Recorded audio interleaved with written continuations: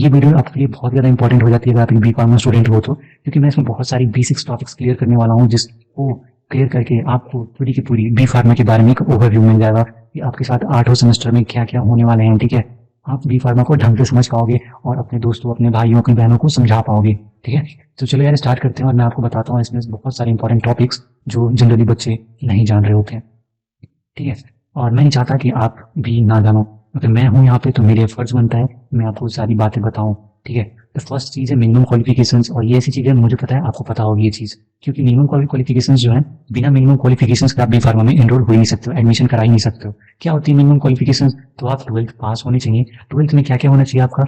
या तो आप PCB से हो, या PCM से हो, या आप PCB+M से हो। ठीक है, आप ये भी होगे तो आप चल जाएगा। ठीक है, तो आप अगर इस बायोलॉजी ग्रुप के हो या मैथमेटिक्स के हो, या बायोलॉजी लिया, मैथ ऑप्शनल ले लिया, मैथ लिया, बायोलॉजी ऑप्शनल ले लिया, कुछ भी लिया, तो आप बी फार्मा में आ सकते हो। ऐसा रूल नहीं है कि आप बायो से हो तभी आप मेडिकल फील्ड में आ सकते हो, ऐसा कोई जरूरी नहीं है। अगर आप एक मैथमेटिक्स फील्ड के हो तब भी आप बी फार्मा में आ सकते हो, मेडिकल फील्ड को एक्सप्लोर कर सकते हो। ये बहुत ही खूबसूरत चीज होती है बी फार्मा के बारे में। ठीक है, चलिए नेक्स्ट चीज हम लोग बात करेंगे किसके बारे में? नेक्स्ट चीज हम लोग बात करेंगे लेटरल एंट्री के बारे में। लेटरल एंट्री क्या होता है? लेटरल एंट्री बताने से पहले मैं आपको एक चीज बताऊंगा। देखो यार, डी फार्मा नाम की भी एक कोर्स होती है और एक बी फार्मा नाम की भी कोर्स होती है। ठीक, डी फार्मा क्या होता है? डिप्लोमा होता है, और ये बैचलर्स डिग्री होता है। ठीक है, तो अब क्या है इसमें अंतर? जो डिप्लोमा कोर्स होता है, जो डी फार्मा होता है, वो 2 साल का होता है। ठीक है, हमारा बी फार्मा जो होता है वो हमारा 4 साल का होता है। इतनी बात आपको समझ में आ गई? तो आप देखो लेटरल एंट्री वाला क्या होता है। जैसे कि हमारे पास एक बच्चा है, ठीक है, हमारे पास एक बच्चा है, ठीक, इसने डी फार्मा करा है। ठीक है, डी फार्मा की अलग ही खासियत होती है, आप डी फार्मा के बारे में ज़्यादा जान सकते हो, मैं कभी आपको बता दूंगा, अगर आपको जानना है तो आप कमेंट कर लेना। ठीक है, तो डी फार्मा का बच्चा है, वो चाहता है कि नहीं यार ये डी फार्मा से मुझे मजा नहीं है, मुझे और ज़्यादा पढ़ाई करना है। ठीक है, तो डी फार्मा वाला क्या करेगा? बी फार्मा के लिए एनरोल करेगा। ठीक, ऐसे चलता है, डी फार्मा, फिर बी फार्मा, फिर क्या आएगा आपका एम फार्मा। ठीक है, मास्टर्स हो जाता है। तो अभी हम वहां नहीं जाते, हम डी फार्मा बी फार्मा की बात करते हैं। ठीक है, तो डी फार्मा वाला स्टूडेंट चाहा कि मुझे और ज्यादा पढ़ाई करना है, उसने क्या करा? बी फार्मा में एडमिशन ले लिया। ठीक है, लेकिन डी फार्मा वाला ऐसी बात सोचो, आप जनरल से सोचो, कॉमन सेंस लगा, इसने कुछ तो पढ़ाई करी होगी अपने 2 साल के कोर्स में।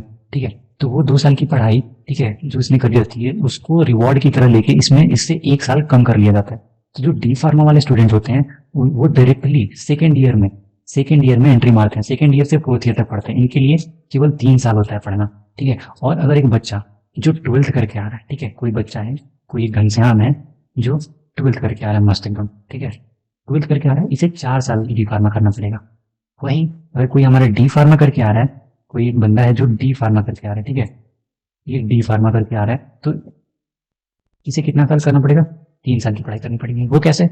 ये जो एंट्री मारेगा वो डायरेक्टली सेकेंड ईयर में करेगा। ठीक है, सेकेंड ईयर में एंट्री मारेगा, सेकेंड ईयर पढ़ेगा, थर्ड ईयर पढ़ेगा, और लास्ट ईयर 4th ईयर पढ़ेगा, जिसके लिए 3 साल हो जाता है। और हम जो 12th करके आते हैं उसे क्या करना था? First year, second year, third year, 4th year. तो वही बात कही गई है, अगर आप लेटरल एंट्री वाले हो तो लेटरल एंट्री की एडमिशन कैसे होती है? डायरेक्टली 3rd ईयर में होती है। मैं आपको इधर दिखा दूं, ठीक है, देखो आप यहाँ देखो, बी फार्मा लेटरल एंट्री का क्या है? 3rd same. ये डी फार्मा कोर्स किया हुआ हो किसी भी पीसीआई द्वारा अप्रूव्ड इंस्टीट्यूशन से। ठीक है, पीसीआई क्या होता है? फार्मेसी काउंसिल ऑफ इंडिया होता है, जो हर फार्मेसी डिग्री को रेगुलेट करता है, फार्मेसी वाले कॉलेज को रेगुलेट करता है। ठीक है, अब चलो ठीक है, ड्यूरेशन समझ में आ गया कि हमें 4 साल पढ़ना होता है, अगर डी फार्मा करके आ रहा हूँ तो हमें 3 साल पढ़ना होता है। ठीक है, अब नेक्स्ट चीज आप देखो, यहाँ पे 1 साल में 2 सेमेस्टर्स होते हैं, सेमेस्टर सिस्टम चलता है ना हमें इस कोर्सेज में, तो हमारे पास 4 साल की कोर्स है, इसमें हमारे पास टोटल 8 सेमेस्टर्स पढ़ने होंगे। ठीक है, 8 सेमेस्टर पढ़ने होते हैं। और आ जाओ इसमें मीडियम ऑफ इंस्ट्रक्शन और इंस्ट्रक्शन एंड एग्जामिनेशन के बारे में बात करें तो मीडियम देखो ऐसा सोच सकते हो आप, हिंदी और इंग्लिश। ठीक है, हिंदी मीडियम से इंग्लिश मीडियम से ऐसा, लेकिन जब आप प्रोफेशनल कोर्स में आ जाते हो like B pharma, B tech वगैरह में, तो हिंदी आपकी धीरे धीरे खत्म होती जाती है, आप बस इंग्लिश के ऊपर फोकस कर सकते हो। जो आपको टीचर पढ़ाएगा वो आपको हिंदी में जरूर समझा सकता है, ठीक है, बट जो एग्जाम में पेपर आने वाले हैं, क्वेश्चन पेपर बनने वाले हैं, वो इंग्लिश में ही बनेंगे। जो आप बुक पढ़ोगे वो आप इंग्लिश में ही पढ़ोगे। हाँ, आप डिक्शनरी लेकर उसे हिंदी कन्वर्ट करना शुरू कर सकते हो, लेकिन वो बहुत ज्यादा डिफिकल्ट हो जाएगा। तो मीडियम की बात करें तो मीडियम क्या है? हमारा इंग्लिश है। ठीक है, इंग्लिश है और इंग्लिश ही रहेगा। अगर आप हिंदी मीडियम के हो तो आपसे बहुत ही डिफिकल्टी देखने को मिल सकती है, बट ऐसा भी नहीं कि आपसे नहीं हो पाएगा, लेकिन सब कुछ इंप्रूव हो जाता है। आपको फर्स्ट ईयर में तकलीफ होगी, बट आप सेकेंड, थर्ड और फोर्थ तक आप बहुत कुछ सीख जाओगे, बहुत कुछ आ जाएगा। ठीक है, अब चलो भाई बात करते हैं क्रेडिट सिस्टम की, जो कि बहुत ही ज्यादा इंपॉर्टेंट है। ऊपर का बाकी चीजें तो आपको आ रही होती होगी, लेकिन ये क्रेडिट सिस्टम जो है नए स्टूडेंट के लिए बहुत ही नई चीज होती है। क्या होता है क्रेडिट सिस्टम, इसके बारे में आपको थोड़ा सा बताऊँ, ठीक है। क्रेडिट सिस्टम से पहले मैं आपको बात बताता हूँ, एक एग्जाम्पल देता हूँ। हमारे पास क्या होता है, मनी होता है, ठीक है, पैसे। पैसे हम कहाँ रखते हैं, बैंक के अंदर रखते हैं। जैसे हमारे पास 200 की नोट है, कहाँ रखा मैंने, स्टेट बैंक ऑफ इंडिया के अंदर रखा, ठीक है, बैंक के अंदर अपने मनी को रखते हैं। ओके, मनी क्या है, हमारे लिए एक वैल्यूएबल चीज़ है। वैल्यूएबल चीज़ इन सेंस ये वैल्यू प्रोवाइड करता है, ठीक। चलो, अब आप बहुत कुछ बेसिक समझ गए हो क्रेडिट बेस्ड सिस्टम का। तो जो भी हम 8 साल में, sorry sorry sorry sorry 8 semester में, ठीक है, माय गुडनेस, मैंने 8 साल बोल दिया। 8वें सेमेस्टर में आप जितने सारे भी सब्जेक्ट्स पढ़ोगे, ठीक है, like ECT, human anatomy and physiology, pharmaceutics, ठीक है, pharmaceutical inorganic, pharmaceutical organic, pharmaceutical analysis, ठीक है, इस सारी चीजें मैं एग्जांपल दे रहा हूँ, ठीक है। 8वें सेमेस्टर में आप बहुत सारे चैप्टर्स पढ़ोगे, बहुत सारे चैप्टर्स या बहुत सारे सब्जेक्ट्स पढ़ोगे, सही, ठीक है, बहुत सारे सब्जेक्ट्स पढ़ोगे।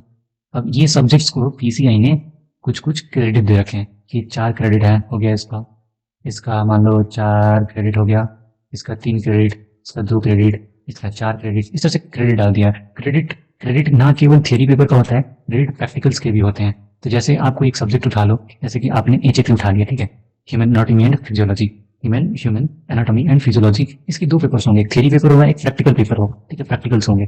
तो इसके 4 क्रेडिट स्कोर पीसीआई ने असाइन कर दिया, इसके 2 असाइन कर दिया। तो जब आप फर्स्ट सेमेस्टर में एचएपी पढ़ोगे तो उसमें आपको टोटल 6 क्रेडिट मिलेंगे। अगर आप अच्छे से एचएपी करते हो, उसकी थ्योरी पेपर क्लियर करते हो और प्रैक्टिकल पेपर अच्छे से क्लियर करते हो इन द सेंस एग्जाम में बिना बैक आए पास कर जाते हो, तो आपको 4 और 6 क्रेडिट आपके अकाउंट में डाल दिए जाएंगे। तो कैसे डाल दिए जाते हैं, कौन सी बैंक होती है, तो वो बैंक होती है एबीसी, ठीक है। एबीसी का फुल फॉर्म क्या है, एकेडमिक बैंक ऑफ क्रेडिट, ठीक है, एकेडमिक बैंक ऑफ क्रेडिट। आप इसे अपने आधार कार्ड से इजीली बना सकते हो, लॉगिन करके डिजी लॉकर के अंदर, ठीक है।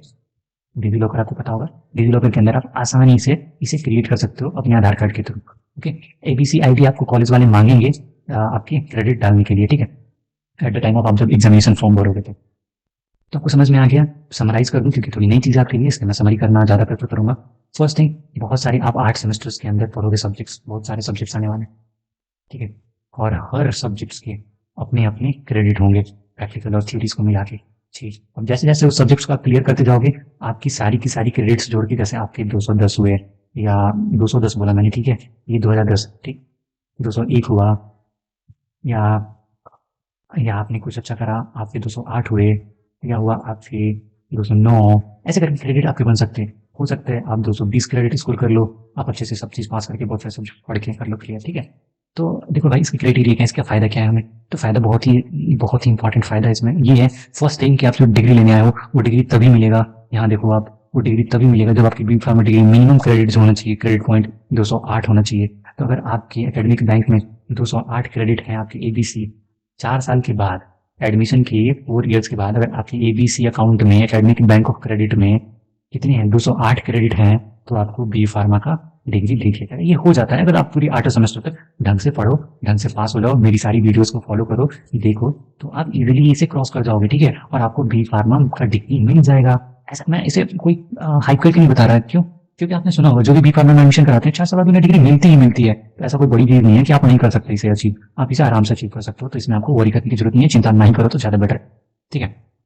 और एक फायदा, अगर आप कॉलेज बीच में ड्रॉप आउट होते हो, ठीक है, अगर आप कॉलेज किसी कारणवश छोड़ रहे हो, तो अगर आपकी जितने भी अकाउंट में क्रेडिट होंगे, लाइक 120 क्रेडिट हैं, तो उसके अकॉर्डिंग, उस क्रेडिट की वैल्यू के अकॉर्डिंग आपको सर्टिफिकेट, डिप्लोमा, डिग्री, ये सब प्रोवाइड करेंगे, ठीक है। अगर ये डिप्लोमा का वैल्यू अटेन करता होगा तो आपको डिप्लोमा दे दी जाएगी।